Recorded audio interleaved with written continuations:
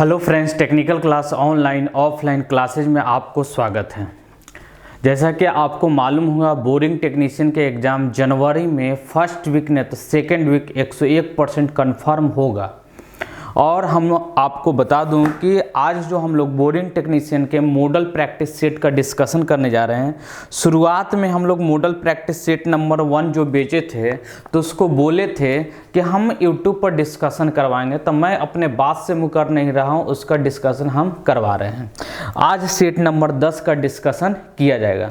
एक बात और बता दूं, बोरिंग टेक्नीशियन से हम लोग के यहाँ 3 तरह से आप तैयारी कर सकते हैं हमसे जुड़कर। यह बोरिंग टेक्नीशियन का 4 बुक है, ठीक है। चारों बुक में आखिर है क्या? तो पहला बुक में आपको सब्जेक्टिव है अर्थात पढ़ने वाला बुक है। यह जो बुक है सब्जेक्टिव बुक है, थ्योरिकल बुक है, पढ़ने वाला है। दूसरा जो बुक है वह 2500 MCQ बुक है, चैप्टर वाइज है। 2500 MCQ है। जो बुक पढ़ लिए उसके बाद MCQ बनाइए। जैसे इसमें खोलिएगा तो आपको देखिएगा कि दिया हुआ है, देख लीजिए कि बेसिक इलेक्ट्रिकल से 300 क्वेश्चन है, लॉ से 120 क्वेश्चन है, सेफ्टी एंड फायर से 100 क्वेश्चन है, मेटल से 180 क्वेश्चन है, हीट ट्रीटमेंट से 120 क्वेश्चन है, मेजिंग टूल से है, साइंस से है। इसी तरह टोटल आपको न्यूमेरिकल से अलग दिया गया है तो 2500 क्वेश्चन है। तीसरा बुक जो हम लोग बनाए हैं वह मॉडल प्रैक्टिस सेट है, 1 से 25 है। और चौथा जो बुक है वह वाइंडिंग है, यह भी मॉडल प्रैक्टिस। सबसे हैवी बुक यही है, 315 पेज का बुक है और आपको 350 में दिया। टोटल चारों बुक लीजिएगा तो 1400 पड़ेगा, एक बुक लीजिएगा तो 400 के हिसाब से आपको पड़ेगा, ठीक है। अब चलते हैं हम लोग सेट नंबर और। दूसरा तैयारी करने का एक और तरीका है ऑनलाइन माध्यम से। पेड कोर्सेज डिस्क्रिप्शन में लिंक दिया हुआ रहेगा, वहां से ऑनलाइन पेड कोर्सेज भी ज्वाइन कर सकते हैं। एक बात और बता दूं, तीसरा जो तरीका है वह ऑफलाइन बैच से। हमने दीपावली बाद से ऑफलाइन बैच स्टार्ट कर दिया हूं। हॉस्टल फैसिलिटी है, खाने पीने रहने का सब चीज़ फैसिलिटी है। एक और आपको आश्चर्य होगा कि हम लोग ऑफलाइन क्लासेज में 100% रिजल्ट की गारंटी दे रहे हैं। अर्थात रिजल्ट नहीं होगा तो आपका पैसा रिटर्न हो जाएगा। सही सुने हैं, रिजल्ट नहीं होगा तो पैसा रिटर्न हो जाएगा। और उसमें खाना पीना हॉस्टल कुछ नहीं काटा जाएगा, पूरा का पूरा जो जमा किए हैं स्टाम्प पर एग्रीमेंट के साथ देंगे, आपको रिटर्न हो जाएगा। सुबह से शाम तक आपके पास टीचर अवेलेबल होंगे। पहले क्लास होगा, फिर चैप्टर वाइज MCQ क्वेश्चन होगा, उसका डिस्कशन होगा, फिर 120 नंबर वाला के मॉडल प्रैक्टिस सेट का डिस्कशन होगा, टेस्ट होगा, फिर डिस्कशन होगा। आप सोच रहे हैं कि क्या 1 से 25 जो है टेस्ट वही होगा? इस बुक में बहुत सारे क्वेश्चन जो रिपीटेड थे वह हम लोग चेंज कर दिए हैं ऑफलाइन बैच में, और सबको नया क्वेश्चन ऐड किया गया है। 1 से 50 मॉडल प्रैक्टिस सेट आपके पास टाइम है। 10 नवंबर से 10 जनवरी तक एक सेट भी रखते हैं तो 10 जनवरी तक आपका टेस्ट होगा। कोई ऐसा कोचिंग आप बता दीजिए जिसमें डेली टेस्ट होता है और डेली डिस्कशन होता है, वो भी सिलेबस के अकॉर्डिंग नहीं है। तो आप लोग ऑफलाइन अगर बैच ज्वाइन करना चाहते हैं तो हमारे डिस्क्रिप्शन में नंबर दिया रहेगा, व्हाट्सएप नंबर, कॉल नंबर, वहां से कॉल करके बात कर सकते हैं। चलिए देर नहीं करते हैं, स्टार्ट करते हैं। लेकिन उससे भी पहले जो लोग हमारे चैनल पर नए हैं, चैनल को सब्सक्राइब कर दीजिएगा, लाइक कर दीजिएगा और शेयर कर दीजिएगा। फर्स्ट क्वेश्चन कह क्या रहा है? फर्स्ट क्वेश्चन कह रहा है हेक्सा ब्लेड का साइज, हेक्सा ब्लेड का जो है वह साइज मापा जाता है। हेक्सा ब्लेड का जो साइज है वह किसके द्वारा मापा जाता है? तो मैं बता दूं आपको, ब्लेड की चौड़ाई से नहीं, दांतों की चौड़ाई से नहीं, उसके फ्रेम से नहीं, उसके ये ब्लेड है और इस तरह ब्लेड होता है और यहाँ आपको होल है, यहाँ आपको पिन होल है। ये पिन होल के सेंटर से बीच की दूरी मापा जाता है हेक्सा ब्लेड का साइज। और हेक्सा ब्लेड का साइज जो है वह 200 mm में आता है, 250 mm में आता है, 300 mm में आता है। एक बात और बता दूं, इसका डी आंसर होगा। उसके दोनों पिन होल के दूरी जो होता है वही हेक्साब्लेड का साइज कहलाता है। यह किसका बना होता है? हाई कार्बन स्टील का बना होता है। किसका बना होता है? हाई कार्बन स्टील का बना होता है। एक बात और बता दूं, इसकी हार्डनेस कितना होता है? 59 से 65 HRC होता है। HRC हार्डनेस होता है, ठीक है। इसका एक और स्टेप बता दूं, आपका इसका जो स्ट्रोक होता है, स्पीड होता है 40 से 50 स्ट्रोक प्रति मिनट होता है, ठीक है, प्रति मिनट होता है। आप बोलिएगा कि हेक्साब्लेड कटिंग टूल तो है नहीं सिलेबस में, लेकिन आप सोचिए क्या कटिंग टूल से ही सिलेबस, क्या आपको सिलेबस के अकॉर्डिंग ही क्वेश्चन पूछा जाएगा? आउट ऑफ सिलेबस भी क्वेश्चन पूछा जा सकता है, इसलिए आप तैयारी आउट ऑफ सिलेबस के, यानी 2-4 क्वेश्चन हर सेट में आउट ऑफ सिलेबस है और एग्जाम में पूछा भी जा सकता है। अगला क्वेश्चन, हेक्साब्लेड तथा कारपेंटर सॉ ब्लेड के दांतों की सेटिंग करने का मुख्य कारण क्या है?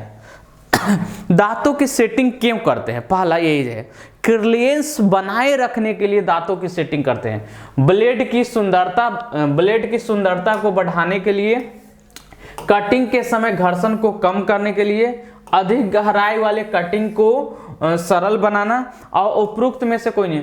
कटिंग करते समय घर्षण को कम करने के लिए अर्थात क्लियरेंस प्रदान करने के लिए क्या यूज करते हैं?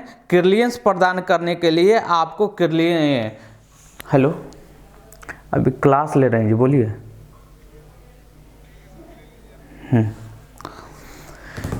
क्या करते हैं? आपको क्लियरेंस बनाए रखने के लिए हेक्साब्लेड की सेटिंग करते हैं। एक बात और बता दूं, हेक्साब्लेड की setting single alternate setting, double alternate setting, zig zag setting भी किया जाता है। अगला क्वेश्चन है, क्वेश्चन देखिए, पत्थर की दीवार या कंक्रीट की दीवार में, पत्थर की दीवार या कंक्रीट की दीवार में कौन से औजार द्वारा आपको होल किया जाएगा? बहुत अच्छा क्वेश्चन है, बताइए। पत्थर की दीवार या कंक्रीट की दीवार के द्वारा होल किया जाएगा, किसके द्वारा किया जाएगा? कोल्ड छेनी नहीं करते, फॉर्मर छेनी, हॉट छेनी नहीं करते हैं, ये डी होगा। ऑप्शन में ही रॉवल प्लग टूल के द्वारा पत्थर की दीवार में होल किया जाता है। अगला क्वेश्चन देखते हैं, क्वेश्चन क्या है? मानव शरीर पर विद्युत आघात की शक्ति किस पर निर्भर करता है? तो मानव शरीर में बहने वाले करंट के मान पर निर्भर करता है। हमारे शरीर में कितना करंट फ्लो हो रहा है उस पर डिपेंड करता है, अर्थात 4 का डी होगा। 5 नंबर क्वेश्चन में देखिए, कह रहा है 1 मेगा ओम बराबर होता है। 1 मेगा ओम, यह जो है, यह मेगा है, यह जो है माइक्रो है, माइक्रो है। 10 के पावर 3 जो होता है वह मिली होता है, और 10 के पावर 3 जो होता है वह किलो होता है। याद रखिएगा, 10 के पावर -6 माइक्रो, 10 के पावर 6 मेगा, 10 के पावर -3 मिली, और 10 के पावर 3 किलो होता है। क्वेश्चन क्या पूछ रहा था? मेगा पूछ रहा था, अर्थात 5 का बी आंसर होगा, ठीक है। आगे बढ़ते हैं,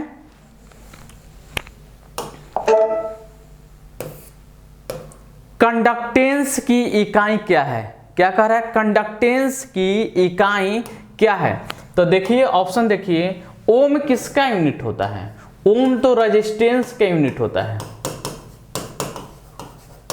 रेजिस्टेंस का। मोह किसका यूनिट होता है? कंडक्टेंस का, कंडक्टेंस का। ओम मीटर किसका यूनिट होता है? स्पेसिफिक रेजिस्टेंस का, स्पेसिफिक रेजिस्टेंस का। तो किसका पूछ रहा है? Conductance B. ओम का सिंबल कैसा होता है? ऐसा होता है, और कंडक्टेंस का सिंबल कैसा होता है? ऐसा होता है, ठीक है, अर्थात 6 का बी होगा। क्वेश्चन नंबर 7 में देखिए क्या कह रहा है? एक 15.75 ओम प्रतिरोध की लंबाई 230 मीटर है, तो उसी के 6.97 ओम प्रतिरोध वाले लंबाई कितना होगा? एक नियम पढ़े होंगे 10th क्लास में।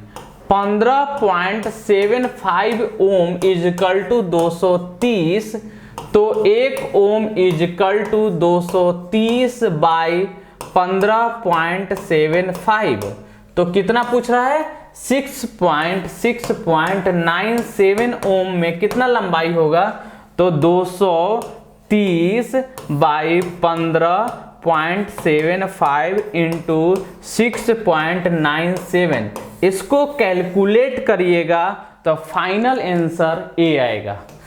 6 क्लास में मैथ्स पढ़ना था, 6 क्लास में मैथ्स पढ़ना है, आप मैथ्स में यही क्वेश्चन इसी तरह बनाया गया। बोलिए अभी क्लास में थोड़ा देरी के बाद कॉल करिएगा, ठीक है। ये है अगला क्वेश्चन देखते हैं। अगला क्वेश्चन है 1 नंबर, निम्नलिखित में से सही का चुनाव करिए। निम्नलिखित में से सही का चुनाव करिए। मैं बता दूं आपको, EMF is equal to PD plus voltage drop होता है, याद रखिएगा। EMF is equal to PD plus voltage drop होता है, ये फंडामेंटल फार्मूला है। इसी को कन्वर्ट किया, क्या पूछ रहा है, पीडी पूछ रहा है, तो पीडी को इधर ही रहने दीजिए, इधर इसको ला दीजिए, तो PD is equal to EMF minus voltage drop होगा, यही होगा। तो PD is equal to EMF minus स्रोत में वोल्टेज ड्रॉप, अर्थात option number D. Battery cell battery पढ़िएगा, तब वहां आपको इस क्वेश्चन के बारे में डिस्कशन किया रहता है।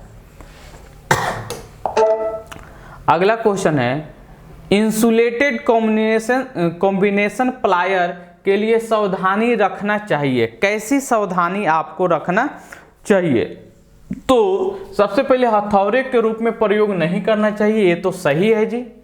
आगे देखते हैं,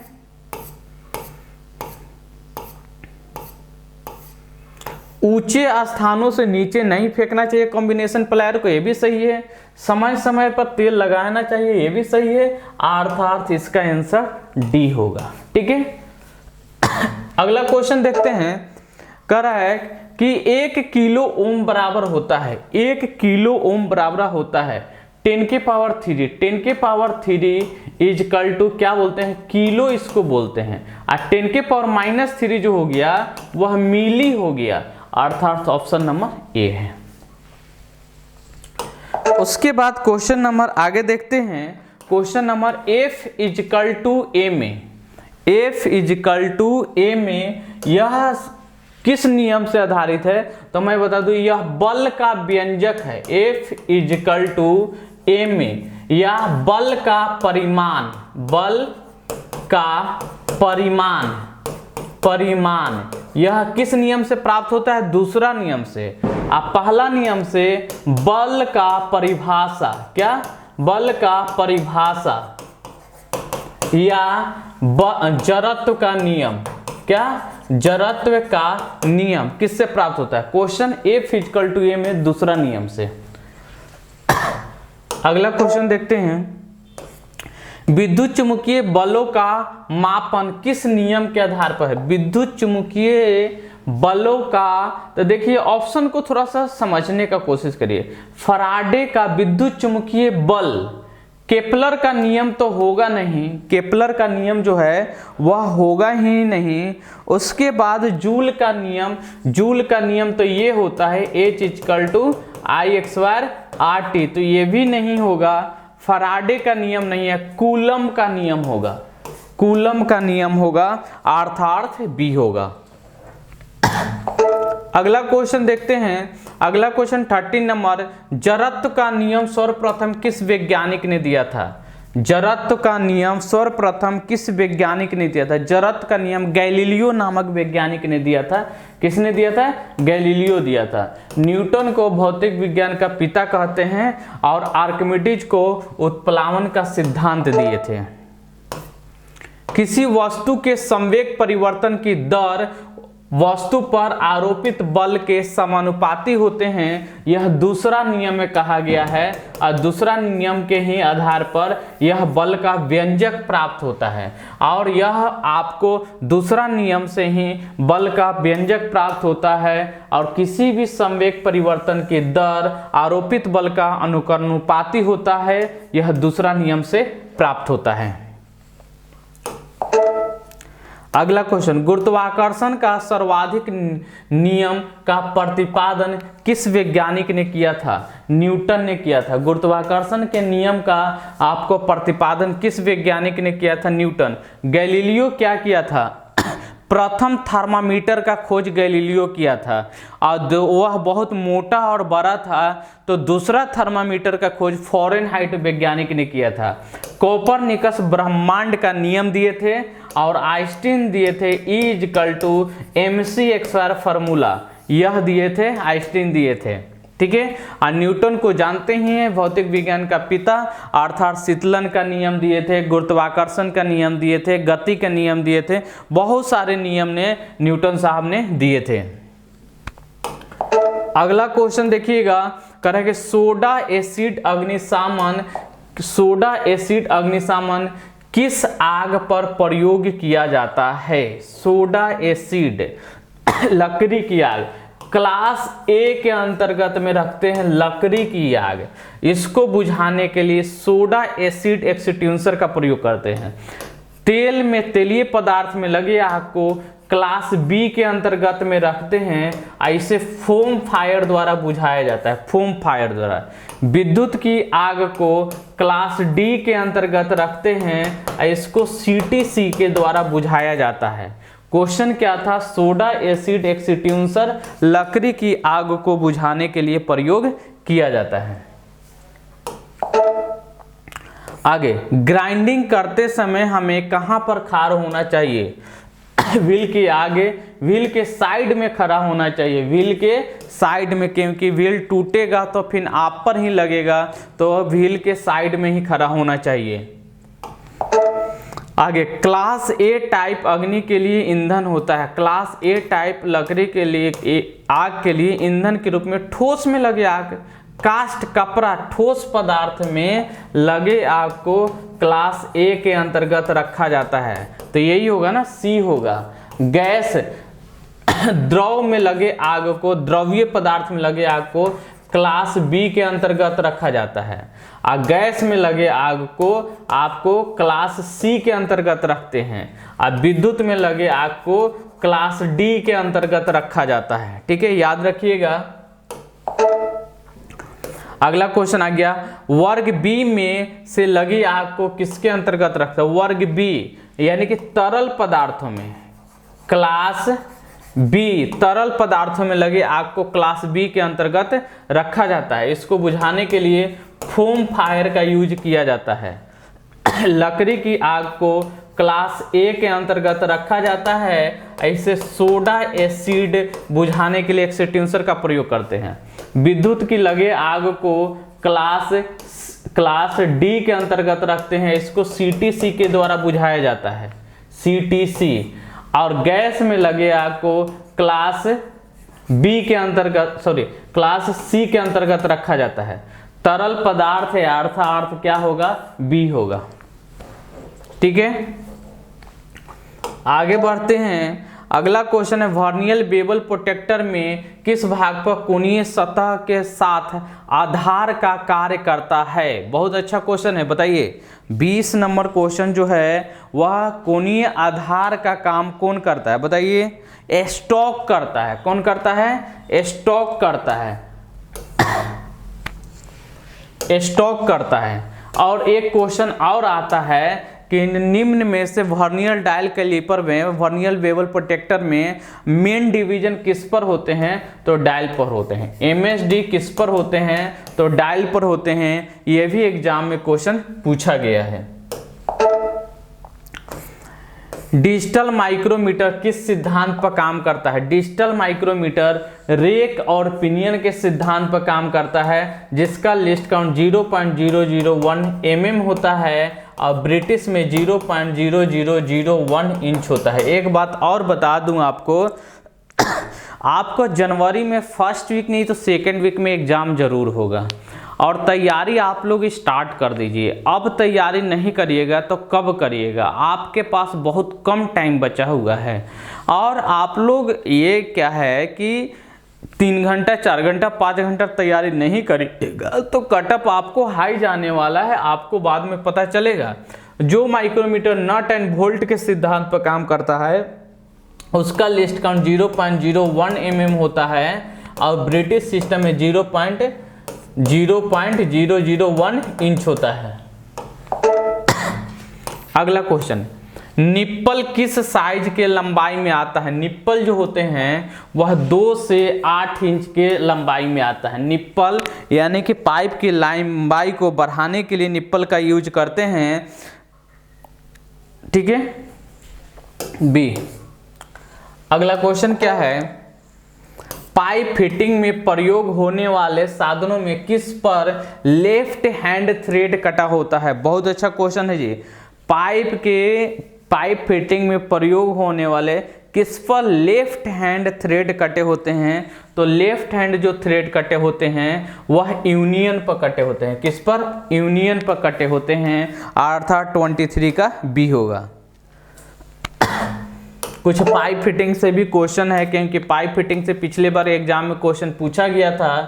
24, पाइप लाइनों में निम्न में से किसका प्रयोग तरल सप्लाई को आगे जाने से रोकने का काम करता है? स्टॉक कॉक का काम है। पाइप लाइन को पानी आगे जाने से रोकने का काम करता है, स्टॉक कॉक करता है। अगला क्वेश्चन है 25, टूटी हुई पूर्ण रूप से बंद कर देने के बाद, टूटी को पूर्ण रूप से बंद कर देने के बाद भी पानी टपक रहा है। क्या पानी टपक रहा है? हेलो हेलो, क्लास में मुझे बाद में कॉल करिएगा। पानी टपक रहा है, किस कारण से टपकेगा? टूटी को पूर्ण रूप से बंद कर देने के बाद भी पानी टपकता है, किस कारण से? वाशर खराब होगा इसके कारण से। किस कारण से होगा? वाशर खराब होगा, इसके कारण से पानी आपको टपकेगा।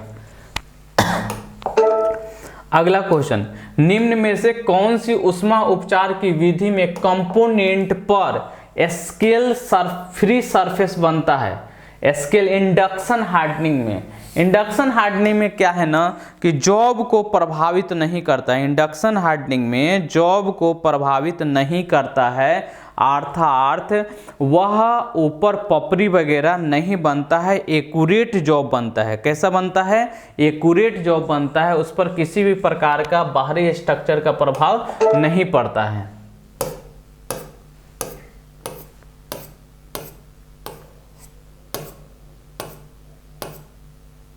अगला क्वेश्चन, निम्नलिखित में से कौन सी विधि द्वारा, हेलो हाँ बोलिए, नमस्कार, हाँ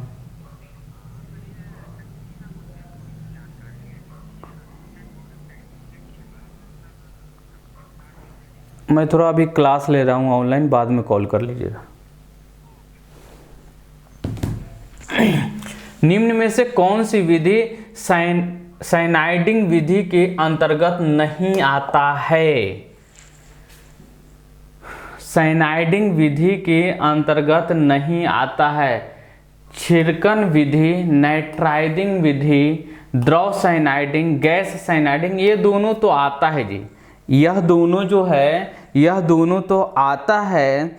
27 का आंसर देखिएगा, नाइट्राइडिंग विधि और साइनाइडिंग विधि अलग है, तो नाइट्राइडिंग विधि साइनाइडिंग विधि के अंतर्गत नहीं आता है। बहुत सारे क्वेश्चन को हम चेंज कर दिए हैं, जो आपको पिछले एग्जाम में डाल दिए गए थे वह इस बार जो क्वेश्चन लग रहा है कि नहीं आएगा एग्जाम में, उसको चेंज कर दिया गया है। खोखले पेंद या चैनल वाली सतह को सोल्डिंग करने के लिए किस विधि का प्रयोग करेंगे बताइए? 28 नंबर क्वेश्चन है, ये भी हमारे हिसाब से क्वेश्चन एग्जाम में नहीं आएगा। पॉइंटेड रूप से यूज किया जाता है खोखले पेंदे को, आपको यानी कि कहीं कहीं हल्का फुल्का हो जाए तो यहाँ पॉइंट से आपको सोल्डरिंग किया जाता है।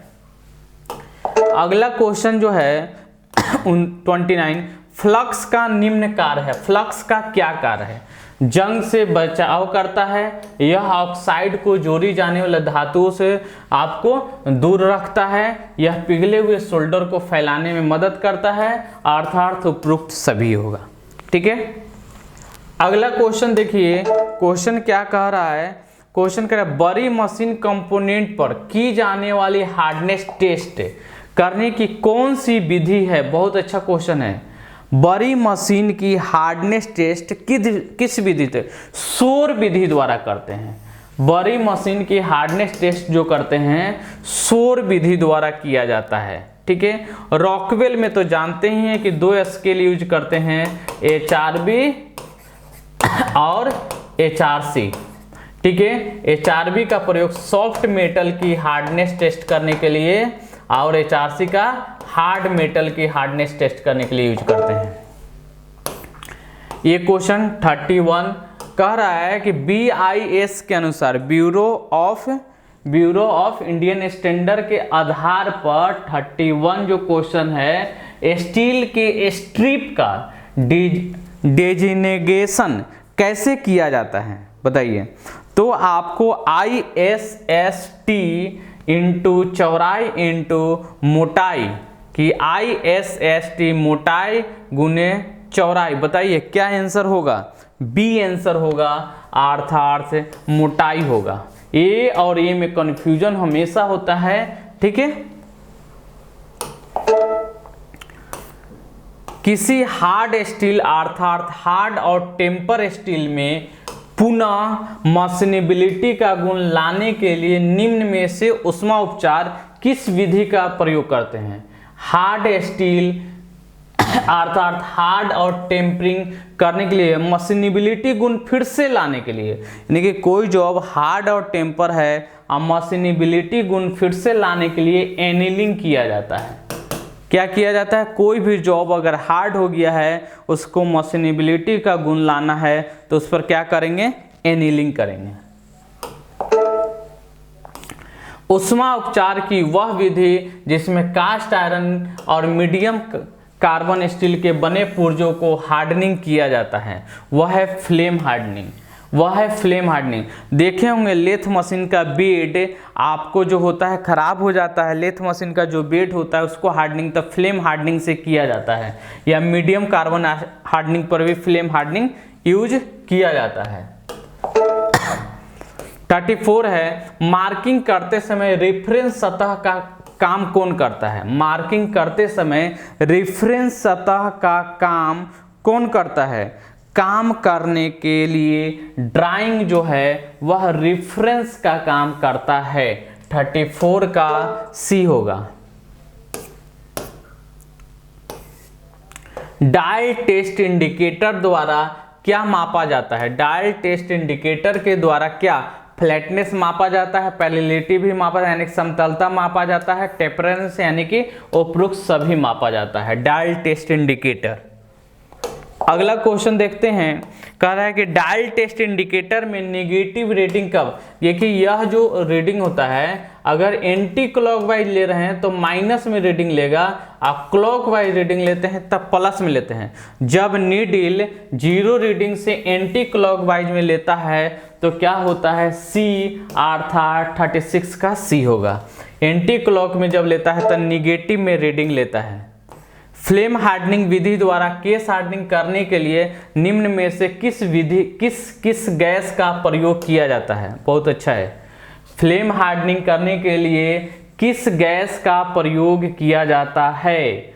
हाइड्रोजन, नाइट्रोजन नहीं, अमोनिया ऑक्सीजन नहीं, ऑक्सीजन एसिटिलीन का यूज करते हैं। फ्लेम हार्डनिंग में ज़्यादातर ऑक्सीजन और एसिटिलीन अर्थात न्यूट्रल फ्लेम का यूज किया जाता है। किस फ्लेम का यूज किया जाता है? न्यूट्रल फ्लेम का यूज किया जाता है। अगला है ठोस घोल रूप में लोहे में घुलित कार्बन को क्या कहा जाता है? ठोस घोल को लोहे में घुलित कार्बन को क्या कहा जाता है? पियर लाइट कहा जाता है। क्या कहा जाता है? पियरलाइट, और सबसे मजबूत जो स्ट्रक्चर होता है वह पियरलाइट होता है, और सबसे जो हार्ड स्ट्रक्चर होता है वह सीमेंटाइट होता है, और सबसे जो सॉफ्ट स्ट्रक्चर होता है वह फेराइट होता है। ध्वनि में लिया गया माइनर तथा मेजर लोड के बीच रीडिंग का अंतर होगा जी, यहाँ टाइपिंग में गलत लिख दिया है सब। अंतर क्या कहलाता है? बहुत अच्छा क्वेश्चन है। 39 नंबर बताइए। ब्रिनेल हार्डनेस टेस्ट होगा। ब्रोनेल जो लिखा है वह ब्रिनेल हार्डनेस टेस्ट होगा। 40 निम्नलिखित में से क्विंचिंग मीडियम में कौन सा ग्रुप ठंडा करने की दर क्रम में अर्थात धीमे से शीघ्रता से करता है? बहुत अच्छा क्वेश्चन है जी। धीरे से शीघ्रता से करता है, धीरे धीरे से शीघ्रता से करता है। तेल है, एयर है, ब्राइन है, ब्राइन सॉल्यूशन है। अच्छा देखिए, तेल, एयर है, तेल है, ब्राइन सॉल्यूशन है। सबसे धीरे जो करेगा एयर में करेगा, उससे तेज तेल में करता है, सबसे तेजी से ब्राइन वाटर में करता है।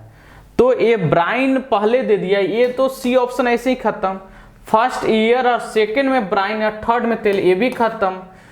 तेल के बाद फर्स्ट नहीं, एयर पहले करता है तो ये भी खत्म। तो कौन सा बच्चा? B option.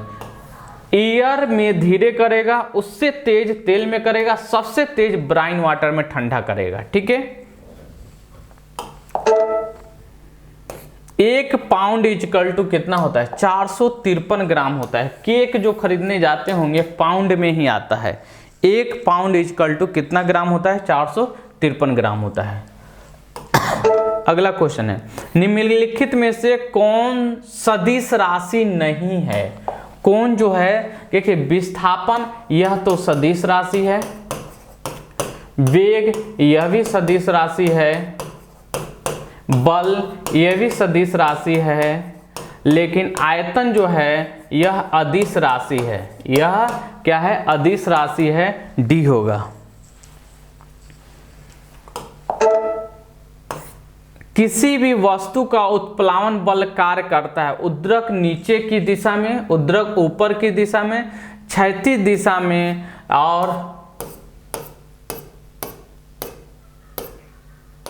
क्षैतिज और उद्रक के बीच में, ऊपर की दिशा की ओर काम करता है। ठीक है, ऊपर की ओर काम करता है हमेशा, याद रखिएगा। अगला क्वेश्चन है, किसी भी स्थिर या गतिशील वस्तु की स्थिति और दिशा में तब तक कोई परिवर्तन नहीं होता है जब तक कि उस पर बाहरी कोई बल प्रक्रिया काम नहीं करता। ये न्यूटन के प्रथम नियम ही तो है। प्रथम नियम में कहा गया है कि कोई बल अगर गति में है तो गति में ही रहना चाहता है, अगर कोई बल वस्तु स्थिर है तो स्थिर ही रहना चाहता है। कब तक? जब तक कि उस पर कोई बाहरी बल कार्य न करने लगे। यह न्यूटन के प्रथम नियम है। ठीक है। अगला क्वेश्चन है, एक गेंद को क्षैतिज से कितने कोण पर फेंका जाए कि अधिकतम ऊंचाई? दूरी पूछेगा ना तो 45 डिग्री, दूरी पूछेगा तो 45 डिग्री, और अधिकतम ऊंचाई पूछेगा, ऊंचाई पूछता है तो कितना? 90 डिग्री। ठीक है। अगला सुन, परम शून्य ताप वह टेम्परेचर होता है जिसमें सभी गैस की आणविक गति रुक जाता है, अर्थात -273 डिग्री सेल्सियस परम शून्य ताप है। परम शून्य ताप है -273 डिग्री सेल्सियस परम शून्य ताप है। जब किसी द्रव में अशुद्धि मिली हो तो उस द्रव का बल का क्वथनांक क्या होगा? जब अगर द्रव में अशुद्धि मिला है तो द्रव का क्वथनांक मतलब क्या होता है? Boiling point. बॉइलिंग पॉइंट किसे कहते हैं समझिए पहले। बॉइलिंग पॉइंट किसे कहते हैं? कोई भी द्रव जिस तापमान बिंदु पर वाष्प रूप में परिवर्तन होना शुरू होता है, वह तापमान बिंदु उस द्रव का बॉइलिंग पॉइंट कहलाता है। क्लास ले रहे हैं अभी। क्या कहलाता है? बॉइलिंग पॉइंट कहलाता है। तो क्या होगा इसका, अशुद्धि मिलाने से बॉइलिंग पॉइंट घट जाता है, अशुद्धि मिलाने से बॉइलिंग पॉइंट घट जाता है। तापमान को कितना कम कर देने से सभी गैस आयतन शून्य हो जाता है, -273, वही परम शून्य ताप होता है। क्या होता है, परम शून्य ताप कहलाता है। 49, 100 ग्राम पानी का ताप 5 डिग्री सेल्सियस से 95 डिग्री सेल्सियस बढ़ाने के लिए उष्मा के मान Q इजिकल टू फॉर्मूला होता है MS डेल्टा T। M का मान है 100 ग्राम, पानी है तो पानी का विशिष्ट उष्मा S का मान 1 हो गया, डेल्टा T कितना टेम्परेचर वेरी करे, 95 से 5 से 95 यानी कि 90 हो रहा है, तो 90 पर यानी कि 9 पर 3 जीरो अर्थात कितना 9 किलो कैलोरी होगा। ठीक है, ऑप्शन नंबर ए होगा। उसके बाद आगे देखते हैं कार्य का व्यंजक क्या होता है। कार्य इजकल टू फॉर्मूला होता है W इजकल टू एक FS होता है, W is equal to FS cos theta होता है। देखिए यहाँ गलत दिया हुआ है, W इजकल टू FS तब यहाँ cos थीटा होगा, ऑप्शन नंबर ए होगा। ठीक है, उसके बाद है घड़ी की कमानी में संचित ऊर्जा जो होता है, घड़ी की कमानी में जो ऊर्जा होता है उस ऊर्जा को स्थितिज ऊर्जा कहते हैं। उस ऊर्जा को क्या कहते हैं, स्थितिज ऊर्जा बोलते हैं। 51 का बी होगा।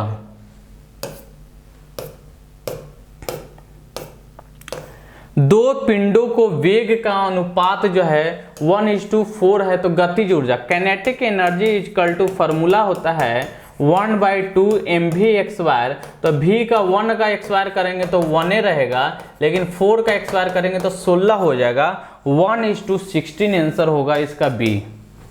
ठीक है, क्वेश्चन समझ में आ रहा होगा आप लोग को। और अगर boring technician offline class join करना चाहते हैं तो आप लोग आइए जबलपुर कोचिंग करने के लिए, क्योंकि आपको रिजल्ट की 100% गारंटी लिया जा रहा है। अब बाकी अधिक जानकारी के लिए डिस्क्रिप्शन में नंबर दिया हुआ है, उस पर कॉल करके पता आप कर सकते हैं। बल तथा विस्थापन दोनों सदिश राशि है, तो कार्य जो है वह कार्य जो बल तथा विस्थापन का गुणनफल है वह क्या कहलाता है, अदिश राशि कहलाता है। वह क्या कहलाता है, अदिश राशि कहलाता है। अगला क्वेश्चन है बल द्वारा संपादित कार्य महत्तम होता है। कार्य कब महत्तम होता है, कार्य का मान कितना एंगल पर काम करते हैं कि कार्य का मान महत्तम होता है, बताइए 0 डिग्री पर कि 90 डिग्री पर। तो हम बताते हैं 0 डिग्री, cos 0 डिग्री का मान 1 होता है और cos 90 डिग्री का मान 0 होता है, तो महत्तम कहाँ होगा, 0 डिग्री पर ना, ए।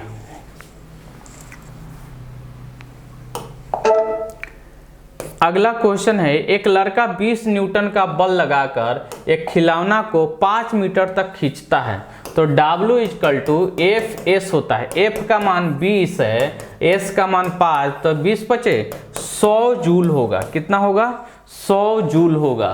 कार्य इक्वल टू जानते हैं फोर्स गुने विस्थापन, फोर्स का मान कितना है 20 न्यूटन, अब विस्थापन का मान 5 मीटर, तो कार्य कितना होगा 100 जूल, अर्थात ऑप्शन नंबर डी होगा। अगला क्वेश्चन है 56, गतिज ऊर्जा क्या है, रासायनिक ऊर्जा है, विद्युत ऊर्जा है, उसमें यांत्रिक ऊर्जा जो होते हैं ना, मैकेनिकल एनर्जी, वह 2 प्रकार के होते हैं, एक काइनेटिक एनर्जी होता है, एक पोटेंशियल एनर्जी होता है। काइनेटिक एनर्जी बराबर फार्मूला 1/2 mv/x² होता है, और potential energy equal to mgh होता है। झरने का पानी जैसे जैसे नीचे गिरता है तो क्या होता है, झरने का पानी जैसे जैसे नीचे गिरता है तो क्या होता है, स्थितिज ऊर्जा का मान घटता है, स्थितिज ऊर्जा का मान घटता है और गतिज ऊर्जा का मान बढ़ता है, क्योंकि जैसे जैसे हम नीचे बढ़ते हैं तो वेग का मान v का मान बढ़ता है, अब v का मान बढ़ेगा तो गतिज ऊर्जा का मान बढ़ता है। 58, एक मनुष्य अपने सिर पर बोझ लिए खड़ा है, तो उसके द्वारा किया गया कार्य क्या होगा, किया गया कार्य शून्य होगा। जब तक बोझ को यानी कि वर्क को विस्थापन नहीं करेंगे एक जगह से दूसरी जगह, तब तक कार्य नहीं होगा। मोबाइल नीचे है, मोबाइल को नीचे से ऊपर उठाएंगे, विस्थापन हो रहा है तब कार्य होगा। मोबाइल को इतना ही ऊंचाई पर रखे हुए हैं पकड़कर, तब यहाँ पर कार्य शून्य होगा। जब तक विस्थापन W F(s) होता है, s नहीं होगा तब तक कार्य नहीं होगा। शक्ति की इकाई क्या होता है, P फॉर्मूला होता है W/T, यानी कि जूल प्रति सेकंड को ही वाट कहते हैं, जूल प्रति सेकंड को ही वाट कहते हैं, जूल प्रति सेकंड को वाट कहते हैं। 59 का ए होगा। अगला क्वेश्चन है,